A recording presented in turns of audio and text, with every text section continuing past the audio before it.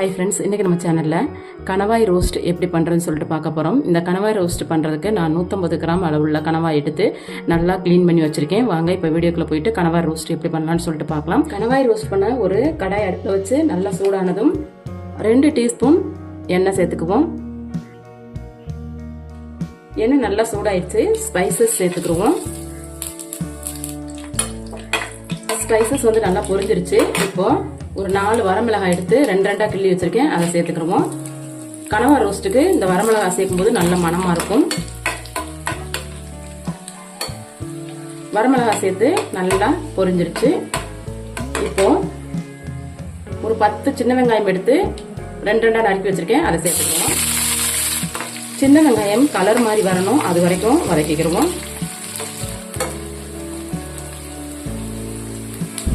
பாருங்க, சின்ன வெங்காயம் நல்லா கோல்டன் ப்ரௌன் கலருக்கு வதங்கிடுச்சு. பாருங்க, ஒரு பெரிய வெங்காயம் எடுத்து நீல வாக்கில் நறுக்கி வச்சிருக்கேன், அதை சேர்த்துக்கிடுவோம்.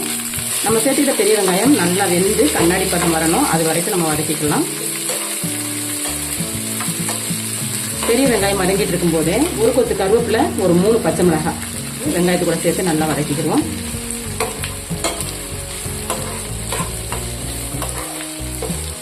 நம்ம சேர்த்துக்கிட்ட பச்சை மிளகாயும் பெரிய வெங்காயமும் நல்லா எண்ணெயில வதங்கிடுச்சு. பச்சை மிளகாய் நல்லா கலர் மாறிடுச்சு. பாருங்க, இப்போ இந்த கனவா ரோஸ்ட்டுக்கு தேவையான மசாலா சேர்த்துக்கிறோம். 1/4 டீஸ்பூன் மஞ்சள் தூள், 1/2 டீஸ்பூன் மிளகாத்தூள், 1/2 டீஸ்பூன் மல்லித்தூள், 3/4 டீஸ்பூன் சோம்புத்தூள். சோம்புத்தூள் சேர்க்கும் போது நல்ல மணமா இருக்கும். 1/2 டீஸ்பூன் கரம் மசாலா, 1/4 டீஸ்பூன் ஜீரகத்தூள். இதெல்லாம் சேர்த்து நல்லா எண்ணெயில வதக்கிக்குவோம். அடுப்பை குறைச்சி வச்சிடணும். அடி பிடிக்கிற மாதிரி இருந்துச்சுன்னா கொஞ்சமா தண்ணி தெளிச்சுக்குங்க. மசாலா சேர்த்து நல்லா வதக்கி விட்டுட்டோம். பாருங்க, எண்ணெயும் பிரிஞ்சிருச்சு. இப்போ நம்ம ஆல்ரெடி கிளீன் பண்ணி வச்சிருக்க கனவாவை சேர்த்துருவோம். கனவா சேர்த்து மசாலா கூட நல்லா வதக்கிக்குவோம். கொஞ்சமா தண்ணி தெளிச்சுக்கிடுவோம். தண்ணி தெளிச்சு வதக்கும் போது மசாலா தீஞ்சு போகாது. இந்த மாதிரி நல்லா ஒரு 2 நிமிஷத்துக்கு வதக்கி கொடுத்துட்டு இப்ப ஒரு 1/2 டீஸ்பூன் காஷ்மீரி மிளகாத்தூள் வந்து கலருக்காக சேர்த்துக்கிறேன். காஷ்மீரி மிளகாத்தூள் சேர்த்து கனவா கூட நல்லா வதக்கி விட்டுருவோம். காஷ்மீரி மிளகாத்தூள் சேர்த்து நல்லா கனவா கூட வதக்கி விட்டுட்டு இப்போ இந்த கனவா ரோஸ்ட்டுக்கு தேவையான இஞ்சி பூண்டு பேஸ்ட் 1/2 டீஸ்பூன் சேர்த்துக்கிடுவோம். நம்ம சேர்த்துக்கிட்ட இஞ்சி பூண்டு பேஸ்ட் பச்சை வடை போட்டு நல்லா மனம் வரணும், அது வரைக்கும் வதக்கி கொடுத்துருவோம்.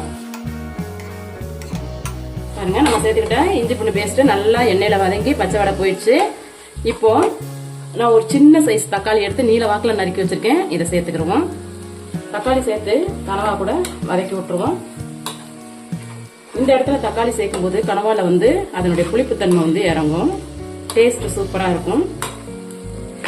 தக்காளி சேர்த்து ஒரு 2 நிமிஷத்துக்கு இந்த மாதிரி வதக்கி கொடுத்துட்டு இப்ப இந்த கனவாய்க்கு தேவையான உப்பு சேர்த்துருவோம். உப்பு சேர்த்து நல்லா கனவா கூட கலந்து விட்டுருவோம். உப்பு சேர்த்து நல்லா கனவா கூட கலந்து விட்டுட்டு இப்ப இதுல கொஞ்சமா தண்ணி சேர்த்துக்கிடுவோம்.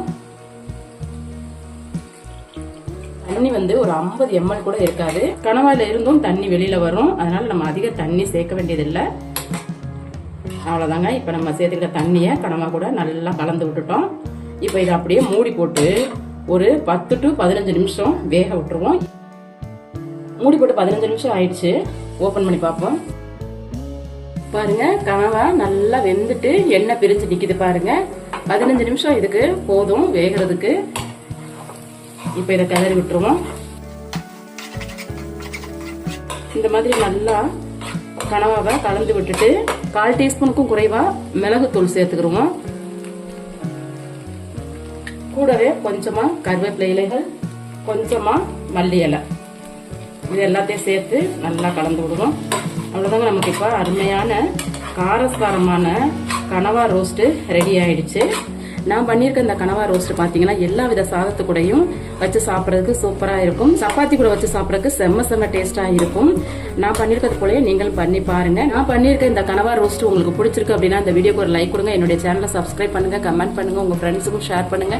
மீண்டும் இது போல நல்லதொரு ரெசிபியில உங்களை சந்திக்கிறேன். அது வரைக்கும் நன்றி, வணக்கம்.